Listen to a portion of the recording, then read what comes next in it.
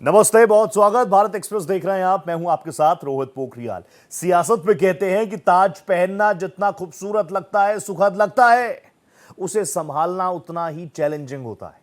पश्चिम बंगाल की राजनीति में केंद्र में आज एक ही नाम है। There is only one name, Shubhendu Shubhendu Shubhendu. Nandigram के संग्राम से निकले उस नेता के सामने, जिसने कभी ममता बनर्जी को सीधा चुनाव में पटकनी दी, आज चुनौतियों का एक हिमालय बनकर वो उसके सामने खड़ा है। शुभेंदु बंगाल की कमान संभाल रहे हैं, तो ये सिर्फ एक सत्ता परिवर्तन नहीं, बल्कि एक वैचारिक और प्रशासनिक पुनर्गठन की शुरुआत है। लेकिन क्या यह सफर इतना आसान होगा? सबसे बड़ा चैलेंज खुद ममता बनर्जी, क्योंकि ममता बनर्जी एक बहुत शक्तिशाली चेहरा है और अब क्योंकि सत्ता में वो नहीं है, विपक्ष में वो रहेंगी, तो ऐसे में उनका सामना करना कितना आसान होगा? 34 सालों के वामपंथी शासन को उखाड़ने वाली ममता बनर्जी को विपक्ष में रहकर राजनीति करना बखूबी आता है। और शुभेंदु अधिकारी के लिए विधानसभा से लेकर कोलकाता की सड़कों तक टीएमसी के कैडर को संभालना, कानून व्यवस्था बनाए रखना उनकी पहली प्राथमिकता होगी। बंगाल की राजनीति पर लंबे समय से और खुद भारतीय जनता पार्टी जिस शब्द का इस्तेमाल करती आई है, syndicate syndicate syndicate, corruption corruption corruption, अब इस पर लगाम लगानी यह भी एक बहुत बड़ी चुनौती होगी। क्या शुभेंदु अधिकारी उन केंद्रीय योजनाओं को जमीन पर उतार पाएंगे जो सालों से लटकी और अटकी पड़ी हैं? आज के मंत्रिमंडल में हमने देखा, इसमें ब्राह्मण चेहरा आपको नजर आएगा, महिला फैक्टर नजर आएगा, मतुआ फैक्टर नजर आएगा, आदिवासी समुदाय नजर आएगा, और ये इन तमाम फैक्टर्स का समावेश दिखाने का भी एक बड़ा प्रयास है, बड़ी तस्वीर है। लेकिन इस विविधता को संतुष्ट रखना, सबका साथ सुनिश्चित करना शुभेंदु के लिए एक सिंपल वॉक नहीं होगा। कहते हैं ना, बहुत आराम से आए, सब काम हो गया, गीली जमीन पर हल चला दिया, उतना आसान नहीं है। कांटों का ताज है।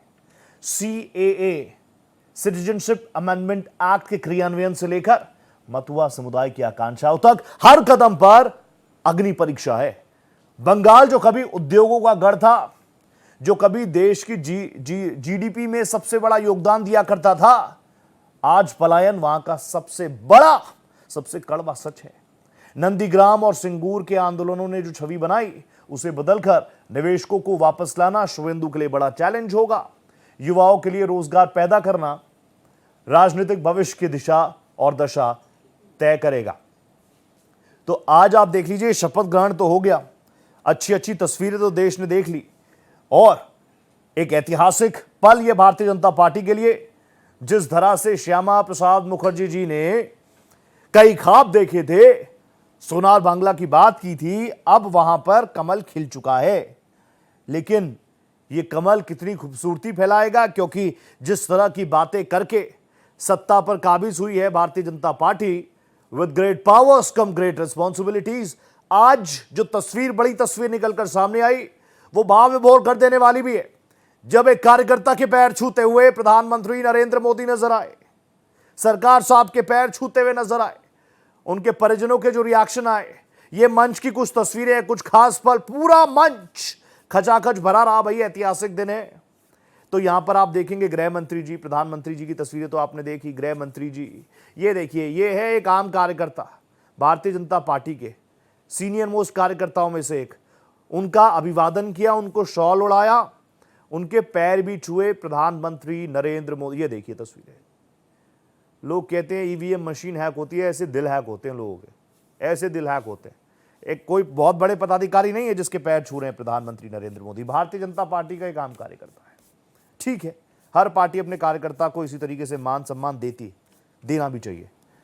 उसके बाद बंगाल की जनता से वादा किया था प्रधानमंत्री जी ने कि मैं आऊंगा तो आए, और साष्टांग प्रणाम भी किया प्रधानमंत्री नरेंद्र मोदी ने। ये सब देखकर ठीक लगता है, अच्छा लगता है। लेकिन इससे ज्यादा अच्छा लगेगा, इससे ज्यादा खूबसूरत होगा, क्योंकि कल तक हम बात कर रहे थे सारी चीजें, अब कमान बिल्कुल क्लियर है, तस्वीर बिल्कुल क्लियर है, तस्वीर बिल्कुल क्लियर है।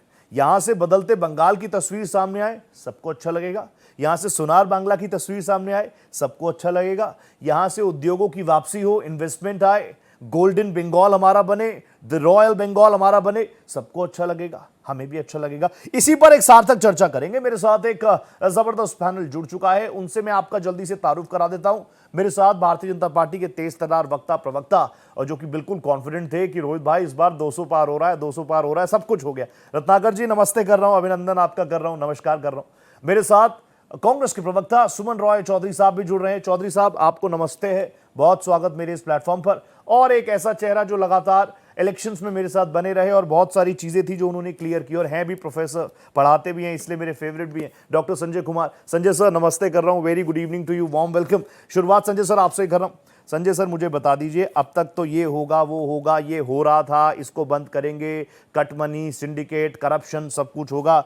अब आज से तो नया आगाज हो गया, और मैं बार बार कह रहा हूं, आप भी कहते आए हैं, with great powers come great responsibilities. वो कंधे मजबूत नजर आ रहे हैं। जिस तरह से इन्होंने एक तरह से संकल्प लिया है जी, देखते हैं उसको आकार दे पाते हैं नहीं दे पाते हैं।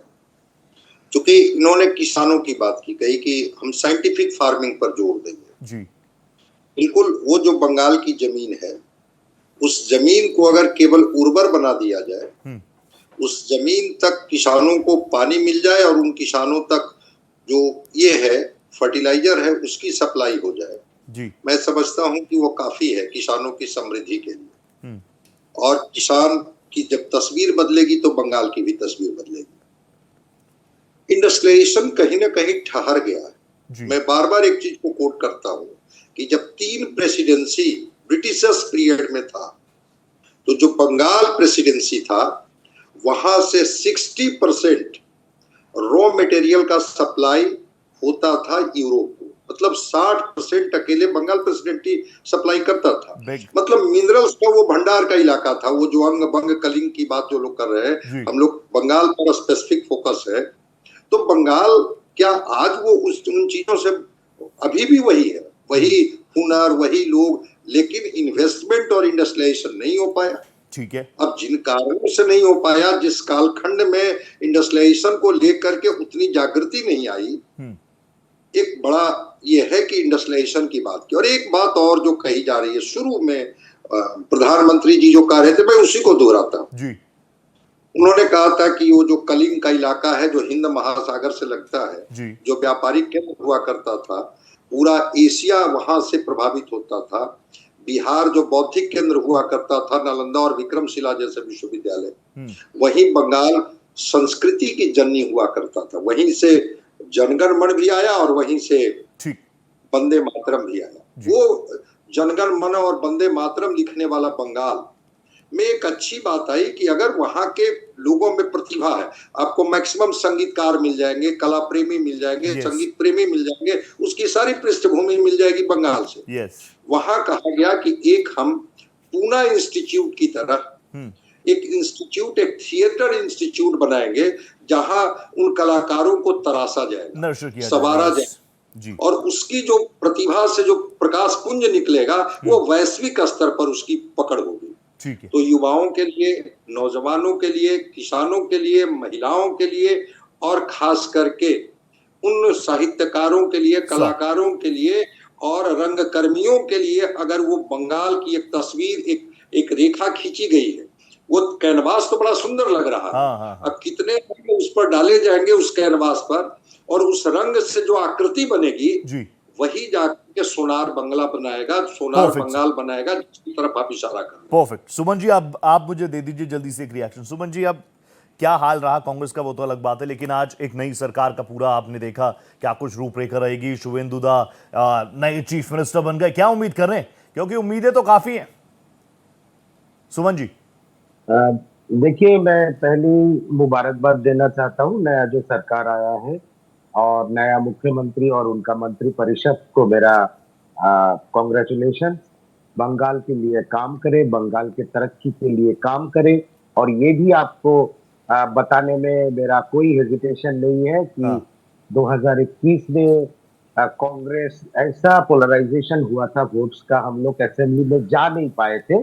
तो इस बार कांग्रेस का जो परफॉर्मेंस है, जो हम लोग का इनर पार्टी सर्वे बोलता है, और विधायक भी जीत के गए हैं विधानसभा में। जी तो मैं अपना विधायक लोगों को भी आपके माध्यम से मुबारकबाद शुभकामना देना देना। चाहता हूँ। अभी तक मुलाकात हुआ नहीं है हाँ। क्योंकि they are in their constituency. Okay. बात समस्या ये है बंगाल का हाँ कि ममता बनर्जी 2011 में सत्ता में आए ठीक है। और ये है 2026। ओके बंगाल का इकोनॉमी को, बंगाल का लॉ एंड ऑर्डर सिचुएशन को और पॉलिटिकल एरिना में कोई नहीं रहेगा मेरे सिवा। ये जो माइंडसेट है ममता बनर्जी का, जी आज मजबूर हो गया कि आज का दिन उन्हें देखना पड़ा। हाँ। कांग्रेस को तोड़ो मड़ोड़ो, और कोई ऑपोजिशन नहीं रहेगा, ये नहीं रहेगा, वो नहीं रहेगा, और ये इनडायरेक्टली ही paved the way to bring in BJP. देखिए बंगाल का आप एक वरिष्ठ पत्रकार है, सर। आप बंगाल का इतिहास को देखिए। इधर कोई पोलराइजेशन पॉलिटिक्स का कोई हिस्ट्री नहीं है बंगाल ठीक है। में, लेकिन पोस्ट 2009 ओके जब से ममता बनर्जी का परफॉर्मेंस थोड़ा ऊंचे के तरफ गए, लोकसभा इलेक्शंस में उनका कैंडिडेट जीते, फिर 2011 का विधानसभा चुनाव आया, धीरे धीरे आरएसएस और बीजेपी को फुटिंग्स ममता बनर्जी ने दिया ममता है। बनर्जी ने और दिया। ये ओके 100% ममता बनर्जी ने दिया है, क्योंकि बीजेपी रहेगा और तृणमूल कांग्रेस रहेगा और कोई नहीं रहेगा बंगाल में। तो आज नतीजा देख लिया ना, बीजेपी उनको खा डाल, चौधरी साहब, बीजेपी उनको खा डाल। चौधरी साहब यू वेरी स्मार्ट। मैं यही ये है पूछना बंगाल चाह रहा हूँ का- चौधरी साहब, मैं ये पूछना चाह रहा हूँ, अब दीदी कह रही है मैं बंगाल हार गई हूँ, now I am a free bird, और मैं अब इंडिया ब्लॉक को मजबूत करूंगी।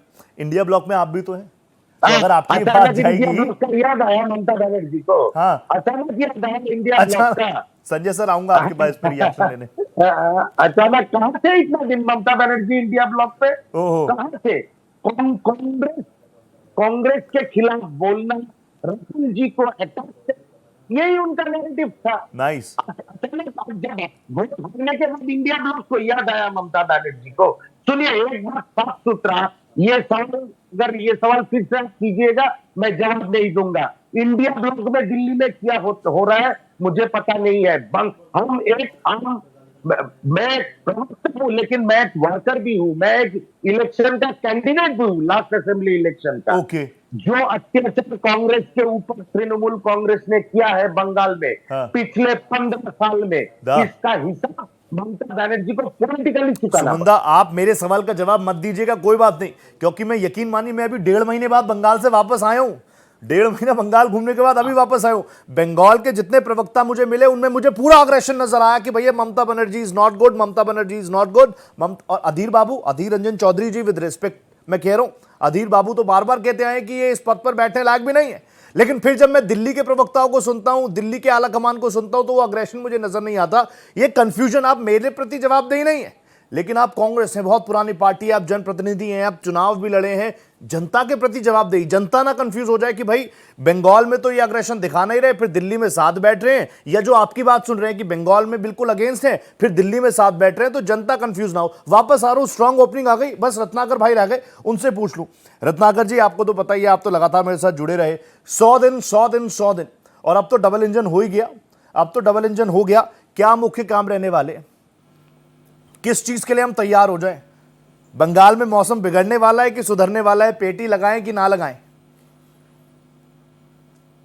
देखिए रोहित भाई, जिस तरह से पूरे देश में अगर बात कर लिया जाए या अन्य राज्यों में जहां पे हमारी सरकारें हैं जी, जिस तरह से हम सेवा, समर्पण और सुशासन की सरकार लेकर के और जननीति के आधार पे हम जनता का कल्याण करने का काम करते हैं, उसी तरह से विकास के एजेंडे पे हम पश्चिम बंगाल में सोनार बांग्ला के लिए हम काम करेंगे। वाह। आपने देखा कि प्रधानमंत्री जी ने कई बार अपने भाषणों में इस चीज का उल्लेख किया कि जब हमारी सरकार आएगी तो हम पहली कैबिनेट की बैठक में ही जो केंद्रीय योजनाएं हैं, आयुष्मान योजना जैसी योजनाएं हैं, जी, जो ममता बनर्जी की सरकार में लागू नहीं करने दिया जा रहा था, जिससे बंगाल की जनता जो है वंचित रह गई थी, ऐसी योजनाओं को पहली कैबिनेट की बैठक में ही हम लागू करेंगे। और देखिए सरकार आज गठन हो गया है, निश्चित रूप से पहली कैबिनेट की बैठक होगी, उसमें केंद्रीय योजनाओं का लाभ मिलेगा। दूसरी सबसे महत्वपूर्ण बात यह है कि पश्चिम बंगाल में पिछले 5 दशक से लॉ एंड ऑर्डर की धज्जियां उड़ी थी। आप देख रहे हैं, आप भी जानते हैं कि चुनावी हिंसा या चुनाव के बाद हिंसा वहां पे किस तरह से जो है लॉ एंड ऑर्डर को धता बताते हुए वहां के लोग, जो टीएमसी के लोग हैं या वामपंथी लोग हैं, ये लोग किस तरह से वहां पे अराजकता फैलाने का काम करते थे। शुभेंदु दादा ने बहुत स्पष्ट रूप से कह दिया है कि हम वहां पे लॉ एंड ऑर्डर को पूरी तरह से मेंटेन करेंगे और महिलाओं को खास तौर से सुरक्षा देने का काम करेंगे। और एक बात याद दिलाना चाहता हूं, जिस तरह से प्रधानमंत्री जी ने भी सारे जो अराजक तत्व हैं उनको चेतावनी दिया था कि आप राज्य से और देश से बाहर चले जाएं, नहीं तो आपको यहाँ पे रहने नहीं दिया जाएगा, यहाँ पे जो है आप अराजकता फैला नहीं सकते हैं जब हमारी सरकार आ गई। तो हमारी फर्स्ट एंड फॉरमोस्ट प्रायोरिटी यही है कि हम वहां पे लोगों के अंदर सुरक्षा की भावना जो है वो पैदा कर सके। जिस तरह से हमने चुनाव में उनको निष्फिक्र और निडर जो है उनको सिक्योरिटी दिया था और वो बाहर निकल के रिकॉर्ड मतदान किया था, उसी तरह से हम अगले 5 साल में। और शुभेंदु दा का एक और वक्तव्य मैं बता देना चाहता हूं, दादा ने कहा है कि आने वाले समय में हम सोनार बांग्ला के लिए ऐसा काम करेंगे कि कई दशकों तक भारतीय जनता पार्टी की सरकार वहां पे रहेगी। और एक महत्वपूर्ण बात मैं कहना चाहूंगा रोहित भाई, देखिए जिस तरह से प्रधानमंत्री जी ने वहां पे साष्टांग दंडवत किया पश्चिम बंगाल की जनता को, ये साफ और स्पष्ट संदेश जाता है कि हम सत्ता के लिए हम वहां पे नहीं आए हैं, हम राज करेंगे, हम लोगों के दिलों में राज करेंगे। और वहां पे उन्होंने एक मैसेज देने का काम किया है। और जिस तरह से एक कार्यकर्ता को, जो माखनलाल शर्मा सरकार की बात की जा रही है, एक कार्यकर्ता को इतना बड़ा सम्मान दिया गया कि स्वयं प्रधानमंत्री झुककर उनके पैर पे झुकते हैं और उनका आशीर्वाद लेते हैं। कहीं ना कहीं ये हर एक करोड़ों कार्यकर्ता जो भारतीय जनता पार्टी से जुड़े हैं, ये संगठन की शक्ति को दर्शाता है और आत्मीयता को दर्शाता है कि एक अदना सा कार्यकर्ता भी भारतीय जनता पार्टी के लिए उतना ही महत्वपूर्ण है कि प्रधानमंत्री जैसा व्यक्तित्व जो है उनका चरण स्पर्श करता है। ये गौरवान्वित करने वाली बातें हैं। निश्चित रूप से अगला जो है मोमेंट हम लोग ऐसा घुसपैठिया जो वहां पे आने का काम करते थे, जो फेंसिंग का काम जो अधूरा रह गया था, एक घुसपैठियों के लिए किला तो रत्नाकर भाई ये सब काम आप करोगे ना? ये रत्नाकर भाई ये सारे बातें मुद्दे चुनाव में थे, लेकिन चौधरी साहब कह रहे हैं कि ममता बनर्जी ने तो आपको नर्चर किया बंगाल में, आप दोनों एक हैं। नहीं, चौधरी साहब राहुल गांधी का स्टेटमेंट देख लें। चौधरी साहब ने, राहुल गांधी ने तो खुद ही कहा कि वहां पे ममता बनर्जी की नीतियों की वजह से भारतीय जनता पार्टी को स्पेस मिला। तो निश्चित रूप से स्पेस इनको क्यों नहीं मिला? कांग्रेस पार्टी को भी मिलना चाहिए था, लेकिन भारतीय जनता पार्टी को इसलिए मिला क्योंकि भारतीय जनता पार्टी जनता के हित के लिए काम करती है, राज्य के विकास के लिए काम करती है, इसलिए जनता ने हमें स्पेस दिया, इनको स्पेस नहीं दिया। राहुल गांधी से भी थोड़ा सीख लिया करें। ठीक है चौधरी सर, इस पर रिएक्शन मैं आपसे लूंगा, तुरंत आ रहा हूं आपके पास। लेकिन संजय सर मुझे प्लीज सेंटीमेंट रिएक्शन देने के चौधरी सर तुरंत आ रहा हूं, जस्ट 2 मिनट, इससे ज्यादा तो संजय सर बोलते नहीं, शब्दों के बहुत धनी है हमारे संजय सर मुझे इस सेंटीमेंट के बारे में ही बताइए ना। लोग कहते हैं ईवीएम हैक हो रहा है, मशीन हैक हो रही है, यहां तो प्रधानमंत्री जी आते हैं, एक कार्यकर्ता के पैर छूते हैं, साष्टांग प्रणाम करते हैं, वो सेंटिमेंट्स वाकई काम करते हैं। और दूसरा, सिर्फ प्रधानमंत्री जी क्यों, कल जब बंगाल कन्वेंशन सेंटर में गृह मंत्री अमित शाह जी मौजूद थे, उन्होंने बताया हमारे 300 से ज्यादा कार्यकर्ताओं की शहादत हुई है, तो खुद गृह मंत्री जी इमोशनल हो गए थे, उनका गला भराया था, आंखों में आंसू थे। ऐसा मैंने इससे पहले कभी अमित शाह जी को देखा नहीं था। तो ये सेंटिमेंट संगठन के प्रति, अपने कार्यकर्ताओं के प्रति, ये भी एक फोर्स है, ड्राइविंग फोर्स है। ये क्या है कि बंगाल में बीजेपी ने लंबे दिनों तक संघर्ष देखा है। वो श्यामा प्रसाद मुखर्जी का बंगाल जी, उस बंगाल में बीजेपी चाह करके भी अपना कहीं से भी कोई मजबूत स्थिति नहीं बना पा रही थी, और वो बंगाल में लगातार बीजेपी काम कर रही थी।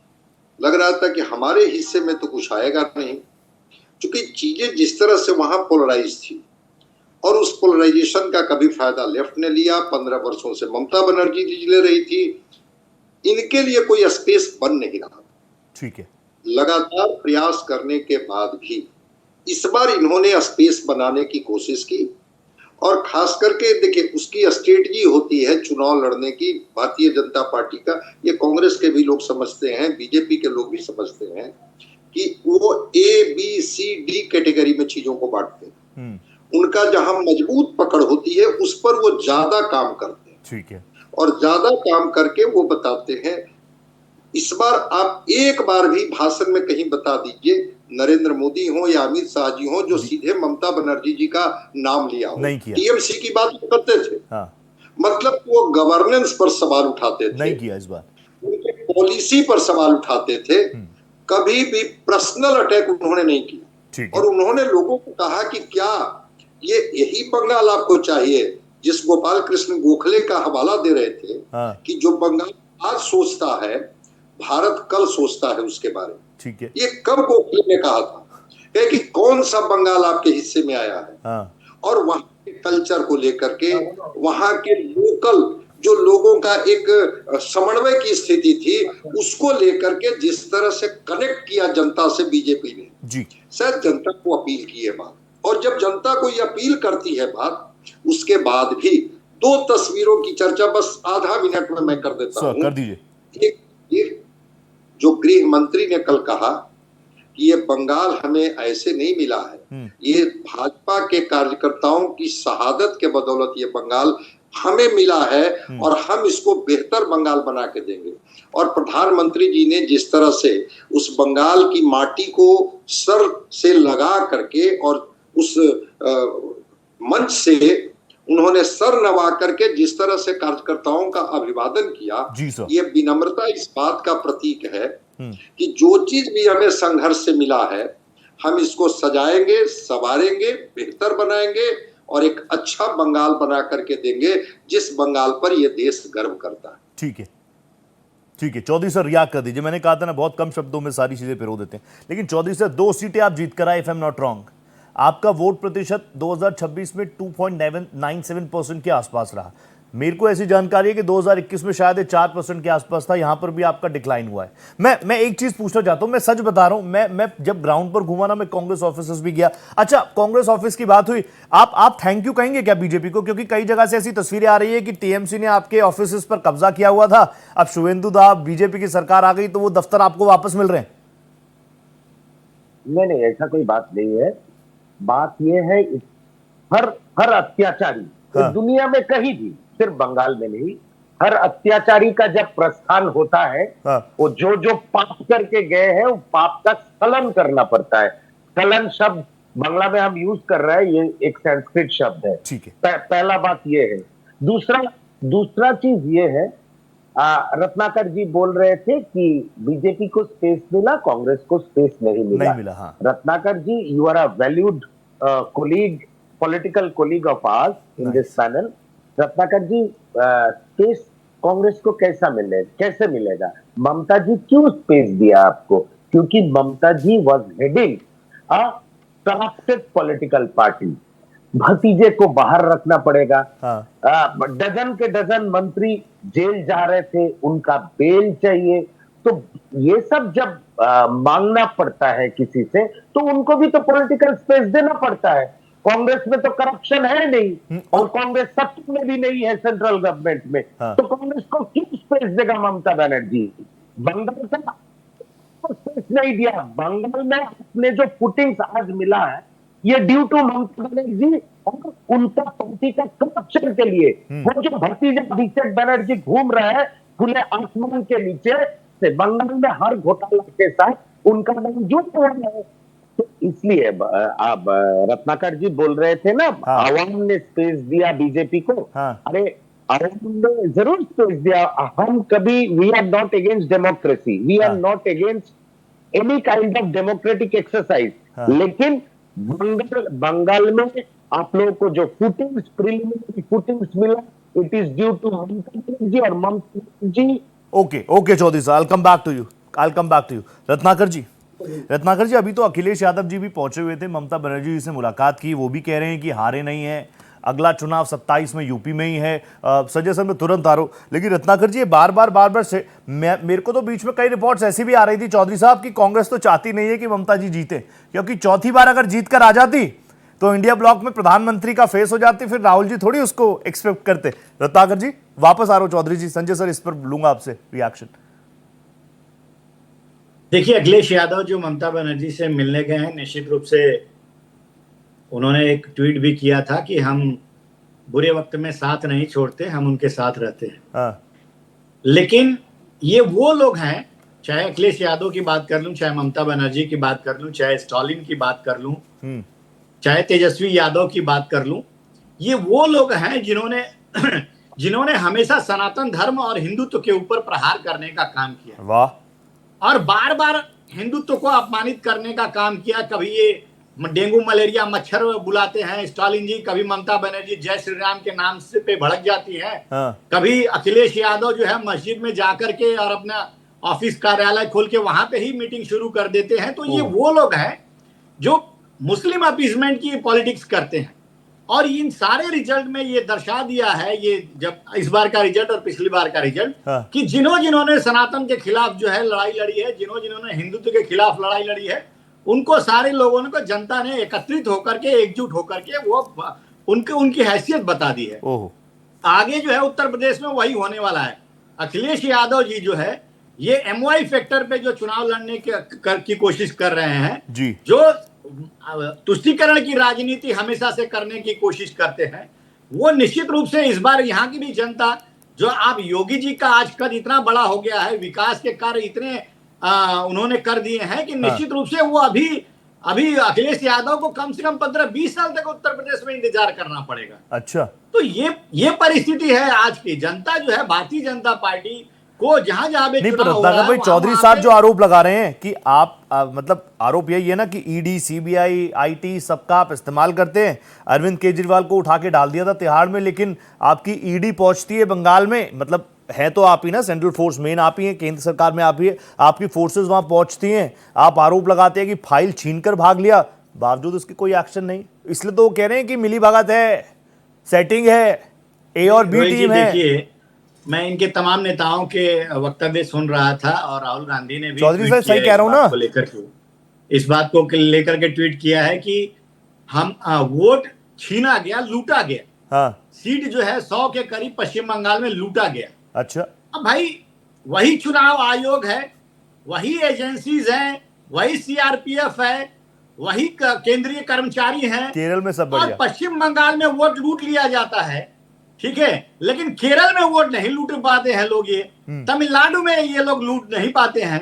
तो ये इनकी हार की बौखलाहट है और ये पटकथा है। ओके, ये अपना नारियल जो है फोड़ना चाहते हैं, क्योंकि आत्म मंथन का इनका ये सब्जेक्ट है। इनको आत्मचिंतन करना चाहिए कि हम हार क्यों रहे हैं, बार बार हार रहे हैं। राहुल गांधी तो सेंचुरी बना चुके हैं हार का। तो इनको आत्मचिंतन करने की जगह ये हमारे संवैधानिक संस्थाओं पे आरोप लगा देते हैं, एजेंसियों पे आरोप लगा देते हैं। लेकिन वस्तु स्थिति देश की जनता जानती है और समझती है कि आप जहां जीतते हैं वहां पे तो कोई सब बिल्कुल सही होता है, चुनाव आयोग भी अच्छा होता है, केंद्रीय एजेंसियां भी सही काम करती हैं, केंद्रीय बल भी जो सही काम करते हैं, लेकिन जहां हारते हैं वहां पे लूट मच जाती है। ठीक है, तो ये इनके अनर्गल और निराधार आरोप है जो देश की जनता और राज्य की जनता जो है बिल्कुल समझ रही है। संजय सर मुझे बताइए ना ये बात। संजय सर वो कह रहे हैं कि ममता दीदी और बीजेपी के बीच सेटिंग है, इनकी ED CBI जाती तो है पर कुछ करती नहीं है, और वो एग्जाम्पल भी मैंने अभी दे दिया, I will not repeat that. लेकिन आप मुझे बताइए, और जो फैक्टर है, जैसे चौधरी साहब तो खुलकर कह रहे हैं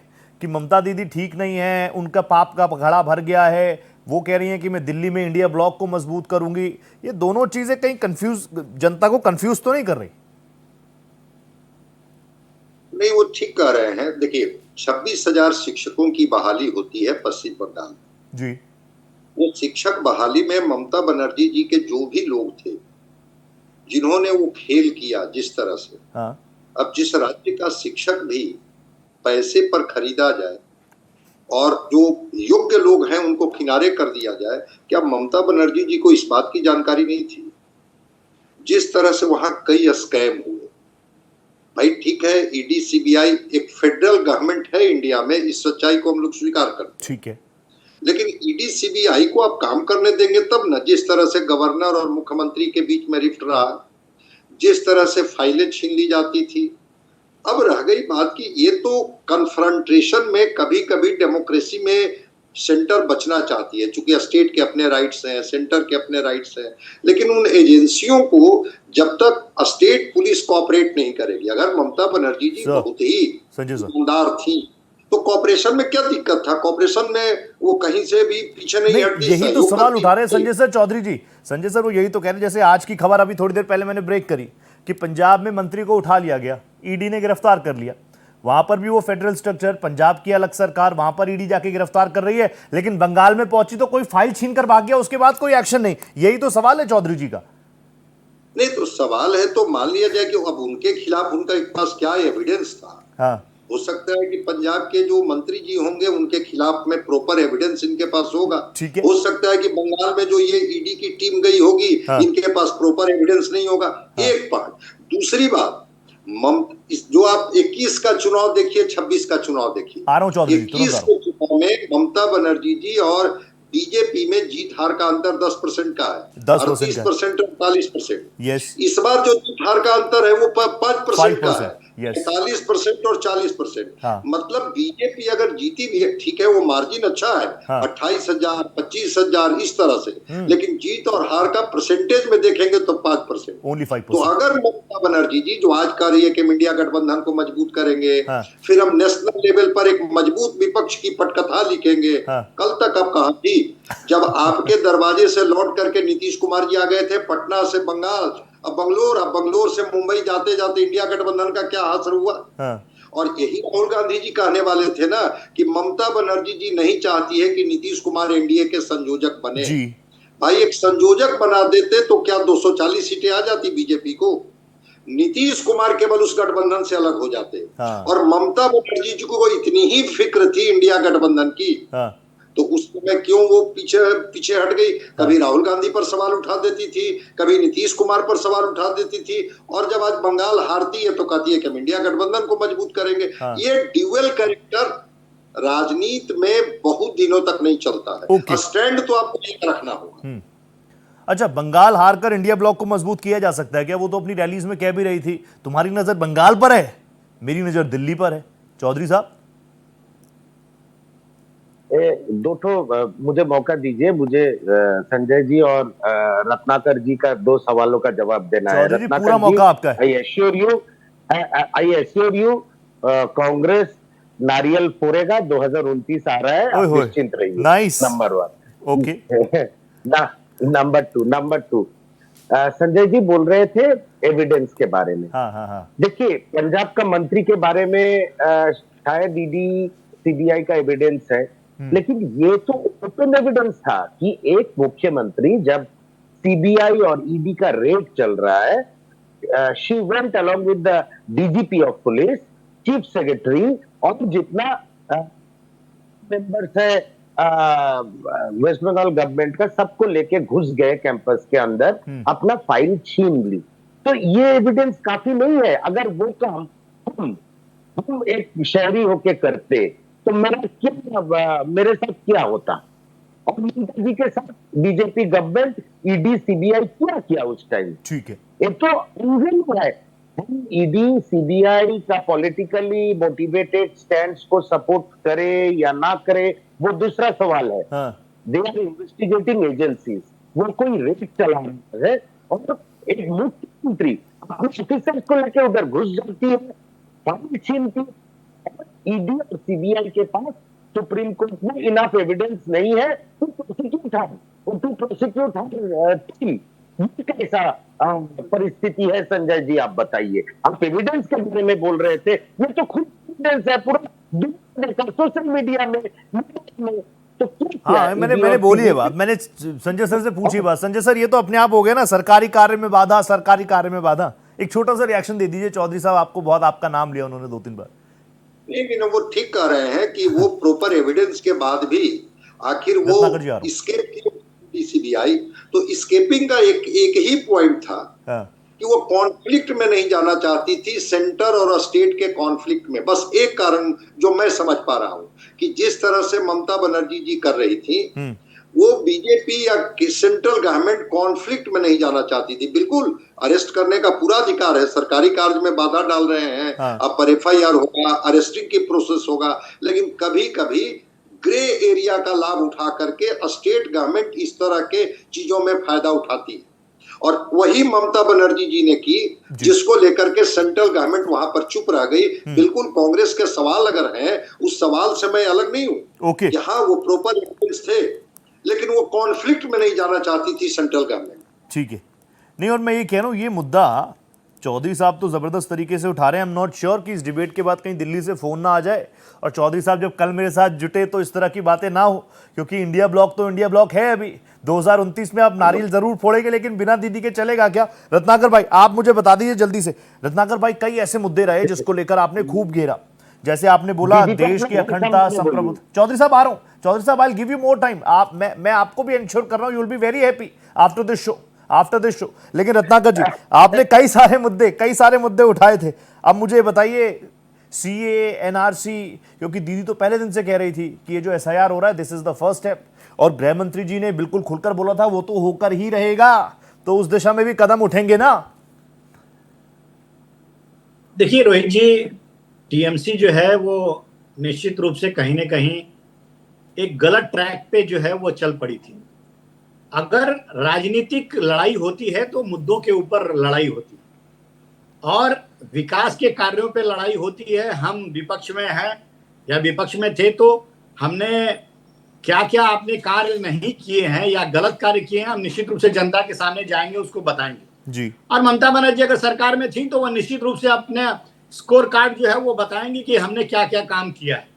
लेकिन आपने देखा कि पूरे चुनाव के दरमियान जब जब भी ममता बनर्जी ने अपने भाषण में उल्लेख किया, उन्होंने हमेशा जो है भारतीय जनता पार्टी के ऊपर डर दिखाने का काम किया उन्होंने। ठीक है। और डर दिखाया ऐसी ऐसी चीजों का जो कि पश्चिम बंगाल की जनता के लिए कोई अहमियत रखता ही नहीं था, क्योंकि पश्चिम बंगाल की जनता वो हकीकत को जानती थी। और ये गलत ट्रैक पर इस तरह से चल गए कि जिस चीज से एसआईआर की प्रक्रिया जो है, आपने देखा कि बिहार में किस तरह से राहुल गांधी एसआईआर के ही मुद्दे पे चुनाव लड़े और उनका हश्र क्या हुआ वहां पे। उसी तरह ममता बनर्जी को भी ये समझना चाहिए कि एसआईआर का मुद्दा उठाना उनके लिए बतौर जो है हो सकता है जरूरी रहा होगा, लेकिन पूरे चुनाव के दरमियान सड़क से लेके संसद से लेके सुप्रीम कोर्ट तक जो है वो मुद्दा वो उठाती रही, और जिसका सारे लोग जानते थे कि ये एसआईआर की प्रक्रिया जो है वह शुद्धिकरण की प्रक्रिया थी।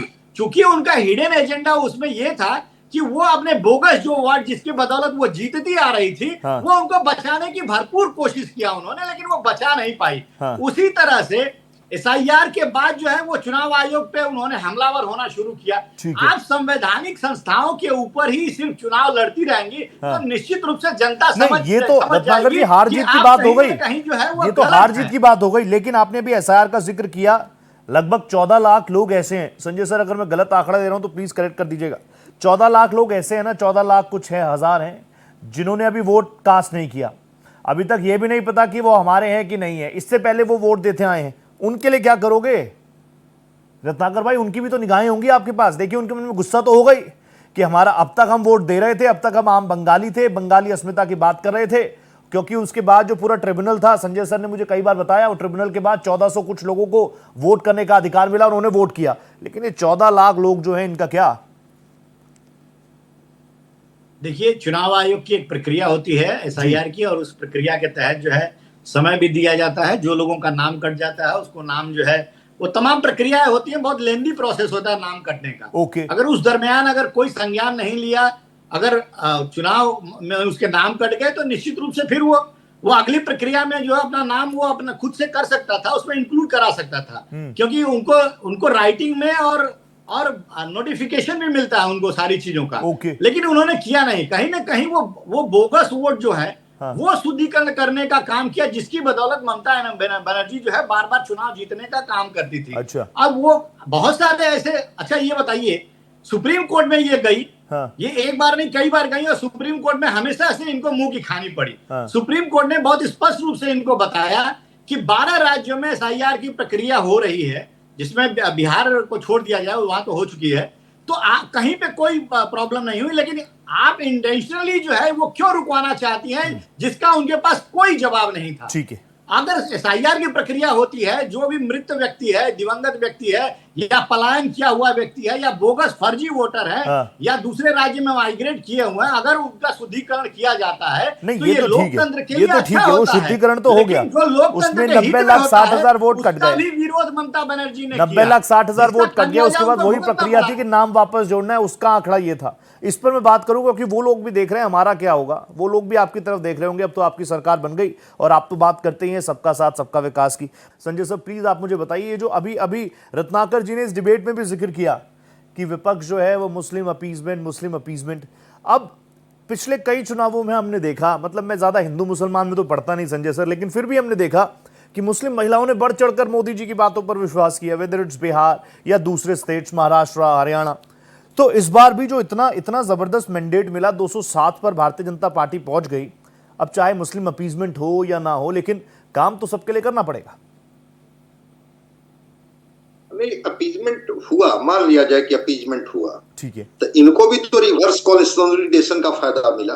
हाँ, जैसे अगर पश्चिम बंगाल में 28 से 30% मुस्लिम मतदाता माने जाते हैं, आसाम में 40% तक है, तो रिवर्स कंसोलिडेशन का फायदा इनको भी मिला। चूंकि लेफ्ट पार्टियां जब सत्ता में थी और ममता बनर्जी जी ने जब उनको किनारे किया तो वो मुस्लिम वोटर पर फोकस की, लेकिन 200 ऐसे पश्चिम बंगाल की सीटें हैं जिसमें मुस्लिम मतदाता 160 से अधिक सीटों पर डोमिनेशन में थे। यस, लेकिन वहां भी बीजेपी की थी। अगर हिंदुओं का कंसोलिडेशन नहीं होता, लेकिन ऐसा भी नहीं है, कभी हम लोग विस्तार से अलग से बात कर लेंगे, मुस्लिम मतदाता का भी वोट इन्हें मिला है, भले बीजेपी सिरे से न मिला है। ये उनको उम्मीदवार बनाए नहीं बनाए, उनको सिरे से रिजेक्ट कर दें, मान ले कि वो हमारे ट्रेडिशनली वोटर नहीं है, वो हमारे साथ खड़े नहीं होते हैं, लेकिन जरा सा वोट का आंकड़ा तो देख लीजिए, जिसमें जहां पर उनका वोट है, अब वो कौन अगड़ी सोच के लोग थे जो बंगाल की बेहतरी के बारे में सोचते थे। भाई कौन समाज होगा, हिंदू समाज हो, मुस्लिम समाज हो, बौद्ध समाज हो, ईसाई समाज हो, हिंसा कौन पसंद करेगा? हिंसा से बंगाल के लोग त्राहिमाम कर रहे थे। ठीक है, वो जो भ्रष्टाचार जो वहां जड़ जमा चुकी थी, और कहीं ना कहीं ममता बनर्जी जी अब किस लाचारी में उससे अपने आंखें मूंद ली थी, वो भ्रष्टाचार भी एक वहां का पर्याय बन गया था। वहां जो लोग आपस में जिस तरह से उलझ रहे थे, क्योंकि देखिए वहां की अस्मिता में हिंदू मुसलमान नहीं है, वहां की अस्मिता में बंगाली भाषा को लेकर के, और ममता बनर्जी बार बार अगर चुनाव जीतती थी तो बंगाली अस्मिता की बात करती थी। ठीक है, तो बंगाली अस्मिता में सब आ जाते हैं, वो हिंदू भी आते हैं, मुस्लिम भी आते हैं, सिख भी आते हैं, ईसाई भी आते हैं। लेकिन इस बार जो है, अगर वो कंसोलिडेशन हुआ, जिस अपीजमेंट की बात आप कर रहे हैं कि अगर वो तुष्टीकरण की थी, तो इधर रिवर्स कंसोलिडेशन हुआ और हिंदुओं में भी गोलबंदी हुई, पोलराइजेशन हुआ, और उस पोलराइजेशन का सीधे सीधे फायदा बीजेपी को मिला। लेकिन आप कह रहे हैं कि अब इससे आगे क्या? हाँ, ठीक है, आपको वहां के 70% 75% हिंदुओं ने आपके साथ वोट किया, वो किसी वर्ग में नहीं बटे, किसी जाति में नहीं बटे, किसी क्षेत्र में नहीं बटे, वो चुपचाप आप पर भरोसा किया। अब आगे क्या? तो क्या नौजवानों के रोजगार के लिए अब वहां पर उद्योग की पटकथा लिखी जाएगी जी? क्या वहां पर गवर्नेंस को लेकर के सरकार इतनी सख्त होगी कि अब करप्शन नहीं होंगे विभागों में? क्या वहां पर ऐसी नीतियां बनेगी जिन नीतियों का फायदा हिंदू को भी होगा, मुसलमान को भी होगा, सिख को भी होगा, ईसाई को भी होगा? क्या बंगाल ऐसा बंगाल होगा जहां पर साहित्य कला की समृद्धि के लिए वहां के विश्वविद्यालय, वहां के कॉलेज को इस तरह से प्रमोशन मिलेगा कि सरकार एक तरह से उनको पैट्रोनाइज कर रही है? और क्या जो जिस तरह से ड्रिप इरिगेशन की बात वहां की जा रही है, साइंटिफिक फार्मिंग की बात की जा रही है, क्या किसानों के खेतों तक कृषि वैज्ञानिक पहुंचेंगे, एग्रीकल्चर के साइंटिस्ट जाकर के उनको गाइड करेंगे? अब बंगाल यहां से सोचने के लिए तैयार है, तो क्या भारतीय जनता पार्टी भी उस दिशा में सोचने के लिए तैयार है? सत्ता तो आपको मिल गई, कारण को अब छोड़ दीजिए, कारण पर हम लोग विश्लेषण करते नहीं, ये कंक्लूजन अच्छा रहा संजय सर, ये कंक्लूजन अच्छा रहा। मैं आना चाह रहा था चौधरी साहब और रत्नाकर जी के पास, लेकिन वक्त मुझे इतनी इजाजत दे रहा है आप। लेकिन मैं आगे भी ये पैनल इतना आसानी से छोड़ूंगा नहीं, जो वादे बीजेपी ने किए और कांग्रेस किस तरीके से इसको निपटाएगी आगे, क्योंकि कांग्रेस को भी तो चैलेंज करना है और 2029 में नारियल फोड़ेंगे। चौधरी साहब पहले कह चुके हैं, शुभकामनाएं अभी दे देता हूं, लेकिन आज मुझे इतनी वक्त इजाजत दे रहा है। Sanjay sir, pleasure having you. Chowdhury sir, really pleasure having you, thank you so much. Ratnakar भाई, always pleasure having you, thank you so much. तो 5 की पड़ताल में आज उतना ही, लेकिन नजर हमारी बनी रहेगी, क्योंकि बंगाल को सुनार बांग्ला बनते हुए हर एक देशवासी को देखना है। 5 की पड़ताल में मेरे साथ इतना ही।